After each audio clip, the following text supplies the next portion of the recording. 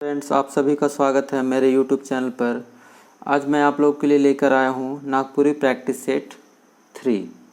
जैसा कि आप लोगों को पता है कि सीजीएल का एग्ज़ाम का डेट अनाउंस हो चुका है। यह अगस्त में 21 अगस्त को होने का उम्मीद है। तो इसीलिए नागपुरी एक इम्पॉर्टेंट सब्जेक्ट है और हम लोग कोशिश कर रहे हैं कि ज़्यादा से ज़्यादा प्रश्न आपको दे, ताकि आपका प्रैक्टिस अच्छे से हो और यह पेपर जो होगा आपके लिए स्कोरिंग पेपर होगा। इसलिए पूरे वीडियो को अंत तक देखिए और इसका लाभ उठाइए। तो चलिए शुरू करते हैं आज का ये वीडियो। हमारा आज का पहला प्रश्न है, फर्स्ट प्रश्न है, नागपुरी भाषा कर विशिष्टता है के, यानी नागपुरी भाषा के क्या विशेषता है। ठीक है, आपके ऑप्शन है सहजता, सरलता, मधुरता और शोभे, मतलब सभी। तो इसमें देखने से ऐसा लग रहा है कि सारा इसका विशेषता है, इसलिए आंसर आपका हो जाएगा डी। नेक्स्ट है प्रश्न है, नागपुरी भाषा में सबसे बड़ा प्रभाव कौन भाषा कर पड़ है। ठीक है, नागपुरी भाषा में सबसे ज़्यादा प्रभाव किस भाषा का पड़ा है। ऑप्शन है आपका अंग्रेजी, उर्दू, बंगला, भोजपुरी। तो इसका आंसर हो जाएगा आपका बंगला। जो बंगला भाषा का प्रभाव सबसे ज़्यादा हमारे भाषा नागपुरी पर पड़ा है। नेक्स्ट है क्वेश्चन, प्रफुल्ल कुमार राय का जन्म कौन गांव में हुए रहे। इनका जन्म स्थान पूछ रहा है। ऑप्शन है सुपा, दोजोरा, पहाड़ बंगरू, रांची। तो आपका आंसर हो जाएगा पहाड़ बंगरू में इनका जन्म हुआ था। नेक्स्ट है, प्रफुल्ल कुमार राय कर लिखल कहनी हके, कौन कौन सा इन्होंने रचना लिखे हैं। कांटी, एक चकता रौद, दुयो, इकर में से कोई नहीं। तो देखिए, जो प्रफुल्ल कुमार राय है उनके द्वारा 2 पुस्तक लिखा गया है। कांटी भी लिखा गया इनके द्वारा और एक चकता रौद भी लिखा गया है। तो इसलिए आपका आंसर हो जाएगा सी, दोनों। नेक्स्ट है, हमरे कर हरि काका, जो संस्मरण है में बीमार हरि काका का खाए के ठीक हुए रहे, यानी क्या खाए के उनका तबीयत जो था, बुखार जो आ रहा था वह ठीक हो गया था। आपका ऑप्शन है सत्यनारायण कथा कर प्रसाद, पेड़ा लड्डू, कविराज कर नुस्खा, वैद्य कर दवाई। तो इसमें आंसर हो जाएगा सत्यनारायण कथा कर प्रसाद खा के वह ठीक हुए थे। ए नंबर आपका आंसर हो जाएगा। नेक्स्ट है,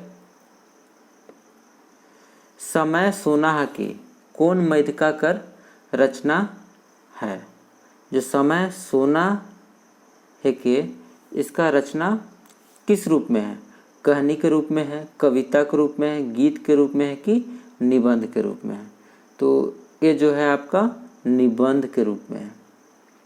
नेक्स्ट है, श्री मदन मोहन मंदिर का से बनल है। ठीक है, श्री मदन मोहन मंदिर का से बनल है। ये मंदिर कहाँ पे है। ये मंदिर आपका बोड़िया में है। आपका ऑप्शन है सोना, चांदी, पीतल और पत्थर। तो आपका आंसर हो जाएगा ये आपका पत्थर से बना हुआ है। नेक्स्ट है, अब देखिए आगे बारी रथ में लगा। जगन्नाथपुर मेला कखन लागेला, जो कि अभी लगा हुआ है रिसेंट में। तो आपका ऑप्शन है चैत, आषाढ़ द्वितीया में, फागुन में, सावन में। तो इसका आंसर हो जाएगा आषाढ़ द्वितीया में जो है रथ मेला लगता है। नेक्स्ट है प्रश्न है, हरि काका कैसन रहे, मतलब उनके व्यक्तित्व के बारे में पूछ रहा है, पर्सनालिटी के बारे में। तो ऑप्शन है तेल सांवर, साफ सुथरा, एक हरिया गतर, सौभेतरी। तो जो तीनों गुण बताया गया वो तीनों था, तो आंसर हो जाएगा सौभेतरी। नेक्स्ट है, प्रफुल्ल दा एक नज़र। ठीक है, ये जो रचना है, लेख कर मुताबिक प्रफुल्ल कुमार राय कैसन व्यक्ति रहे, यानी प्रफुल्ल दा जो है एक नागपुरी के बहुत बड़े रचनाकार हैं, तो उनका व्यक्तित्व कैसा था। आपका ऑप्शन है संत, कविराज, कर्मयोगी, अंधविश्वासी। तो इसमें से आपका सही जवाब होगा कर्मयोगी थे, वे कर्म पे ज़्यादा भरोसा रखते थे। नेक्स्ट है, अमर सेनानी शेख भिखारी कौन बछर में छोटा नागपुर राज दरबार में सिपाही बनला है, जो रातू के महाराजा के यहाँ सिपाही बने थे। तो आपका ऑप्शन है 1835, 1838, 1839, 1842। ये डेट याद रखना बहुत ही ज़रूरी है क्योंकि सब डेट लगातार है। तो आपका ऑप्शन हो जाए, आपका सही जवाब हो जाएगा 1839 में ये बहाल हुए थे। नेक्स्ट है इंजोत। इंजोत जो है कैसन साहित्यिक विद्या के पूछ रहा है कि रचना है किस प्रकार का है, कहानी है, गीत है, कविता है, गीत है, नाटक है। तो अगर आप लोग पढ़े होंगे तो आप लोग जान रहे होंगे कि इंजोत जो है एक ऐसा है नाटक है जो कि तिनकौड़ी साहू के द्वारा लिखा गया है। नेक्स्ट है करम बिहान नाटक का रचनाकार के है। ये बहुत ही अच्छा ये नाटक है। इसके रचनाकार हैं आपके गिरधारी राम गंजू। और जो रचना है, रचनाकार राइटर के बारे में हम लोगों ने एक अलग वीडियो बनाया है, ट्रिक के माध्यम से हम लोग याद किए हैं, ठीक है। तो वे सब वीडियो देखिएगा तो रचनाकार वाले में आप लोग को दिक्कत नहीं होगा। नेक्स्ट है आदमी नौकरी से रिटायर भय नहीं हुए बल्कि अपन जिंदगी से रिटायर हो जाएगा, ठीक है। ये पंक्ति कर लिखवैया किया क्या, नौकरी से रिटायरमेंट वाला बात मतलब कौन लिखे हैं, तो इसमें लिखे हैं ऑप्शन आपका है शकुंतला मिश्र, सविता केसरी, कुमार बसंती, समृता बड़ाइक। तो आपका सही जवाब हो जाएगा सविता केसरी। ये बात जो है ये लिखा हुआ है आपका एक दीदी कर नाव चिट्ठी नामक एक रचना है, उसी से जो पंक्ति है उसको लिया गया है। इसके लेखक है सविता केसरी। अगला हमारा प्रश्न है बिसाही कहनीकर पात्र के है के, बिरसी, इतवारी, दुयो और कोई नहीं। तो जैसा कि आप लोग ये अगर पढ़े होंगे बिसाही जो कहानी है ओमलता अखौरी द्वारा लिखा हुआ है, तो इसमें बिरसी और इतवारी दोनों सहिया रहती है, ठीक है। तो दोनों पात्र है और जिसमें बिरसी को डायन कह के प्रताड़ित किया जाता है। नेक्स्ट आपका है बेनी बाबू कौन कहानीकर पात्र है। ऑप्शन है बंगलाकर सुख, बिसाही, सुंदर, जखम। तो जो बेनी बाबू है आपका है बंगलाकर सुख, ये जो कहानी है इसके पात्र हैं, जिसमें बेनी बाबू क्या रहते हैं, प्रोफेसर रहते हैं, लेक्चरर कॉलेज में रहते हैं। नेक्स्ट है प्रश्न है पूरन कर दूसर जनाना, पूरन कर दूसर जनाना का नाम का रहे। तो उसके पहली पत्नी डेथ कर जाती है, उसके बाद वह मैरिज करता है। तो आपका ऑप्शन है बिरसी, इतवारी, नागमतिया, मंगरी। तो करेक्ट आंसर हो जाएगा आपका नागमतिया, उसकी दूसरी वाइफ बनती है जो कि उसके बेटे को बहुत ज़्यादा प्रताड़ित करती है। नेक्स्ट है जखम कहनी, जखम जो कहनी है शकुंतला मिश्र का, लेखक कौन पात्र के जख्मी नियर प्रस्तुत कर रहे हैं, किसको किसके जख्म के बारे में, किसके जख्म के बारे में बताया है। तो आपका ऑप्शन है माँ का, बहन का, आजी का, भौजी का। तो लेखक जो है भौजी का, जो उनकी भाभी रहती है, मतलब गांव की भाभी रहती है, उनके बारे में इसमें कहानी में बताया गया है। नेक्स्ट है नीम तीता कहानी में कौन समस्या के उठाल गेलक है। समस्या ऑप्शन है गरीबी, निरक्षरता, दहेज, इकर में से कोनो नहीं। तो नीम तीता में किसके बारे में बताया गया है, दहेज के बारे में बताया गया है, जिसमें उसको दहेज नहीं जुटा पाता है, जुटाने के लिए उसको अपना खेत बेचना पड़ जाता है। नेक्स्ट है जाम डायर कहानी में के जाम डायर चुराए हैं, कौन कौन जाम डायर, जाम डायर मतलब होता है सहिया, कौन कौन सहिया बनी है। आपका ऑप्शन है बिरसी इतवारी, बुधनी रत्नी, बिरसी रत्नी, इतवारी बुधनी। तो देखिए ऑप्शंस जो है बहुत ज़्यादा क्लोज है, तो अगर एग्जैक्ट नहीं पढ़ा हुआ रहेगा तो बनेगा नहीं। तो इसलिए आप लोग स्टोरी को भी अच्छे से पढ़िएगा। तो आप इसका आंसर हो जाएगा बुधनी और रत्नी जो थी वह जाम डायर बनी थी। कौन सा पेड़ के नीचे, जामुन पेड़ के नीचे। नेक्स्ट है त्रिफला कहानी में खुदीराम के याद करेना। जो खुदीराम रहते हैं वो ऑफिस की एक लेडीज को याद करते रहते हैं, उस लेडीज का क्या नाम है। तो ऑप्शन आपका सीमा को, बड़का बाबू के, मिस टांडेवाल के, शोभे के। तो इसका आंसर हो जाएगा मिस टांडेवाल को वह याद करते रहते हैं, मिस करते हैं।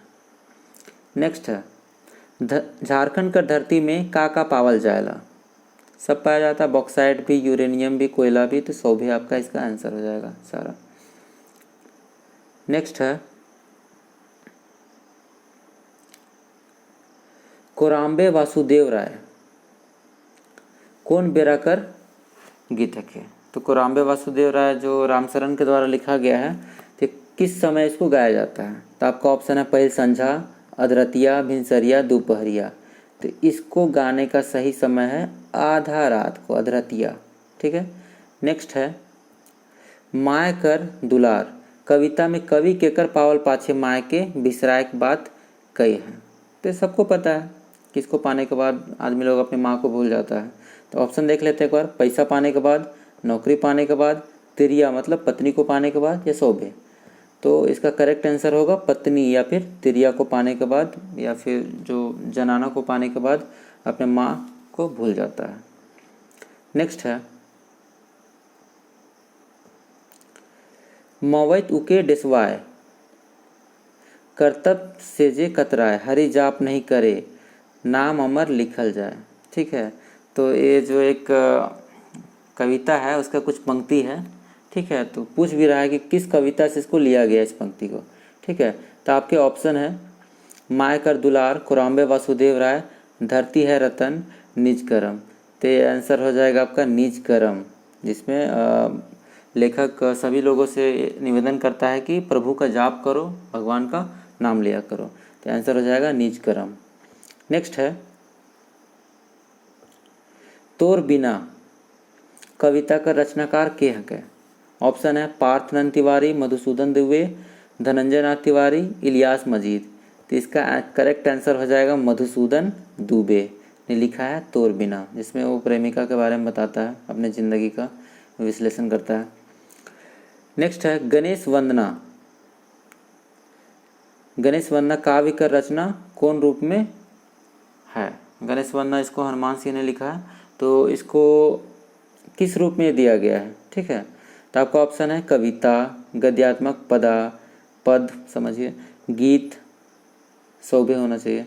तो इसका आंसर हो जाएगा गीत के रूप में दिया गया है। नेक्स्ट है श्री वृंदावन नामक कविता में एक विशेष किस्म का नाच ले कौन शब्द कर प्रयोग हुए है? वृंदावन पर। ठीक है। तो इसका ट्रिक्स हम लोग लेखक का नाम क्या बताया था? वन का, वन में क्या होता है? घास होता है। तो इसका घासीराम इसके लेखक है। ठीक है। तो इसमें एक नाच के बारे में बताया गया है। तो ऑप्शन आपका है बिंदरिया, सिंदरिया, जदुरैया, ठिड़किया। तो इसमें जदुरैया नाच के बारे में बताया गया है। नेक्स्ट है विद्या सम धन न और, यानी विद्या सम कोई धन नहीं कविता में किसका महत्व बताया गया है? तो सिंपल सा बात है, किसका महत्व को बताया जाएगा? विद्या का महत्व को बताया जाएगा। Option number D, option number D जो है आपका करेक्ट आंसर, विद्या का बारे में इसमें बताया गया है। नेक्स्ट हमारा प्रश्न है